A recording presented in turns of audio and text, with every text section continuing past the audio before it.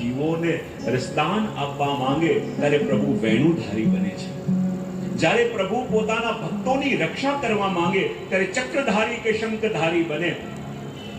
જ્યારે પ્રભુ પોતાના જીવોને પોતાના શરણમાં લેવાનો સંકલ્પ કરે ત્યારે પ્રભુ ગોવર્ધનધારી બને છે. અને પ્રભુના શરણે જવાનો ઉપાય, પ્રભુના શરણે જવાની ઉક્તિ યા યુક્તિ એટલે આ ગિરિરાજ ધાર્યાષ્ટકમનું રસપાન. આ રસપાન કરતા કરતા ક્યારે આપણું શરણ સિદ્ધ પ્રભુમાં થઈ જાય એ આપણને ખબર પણ ન પડે.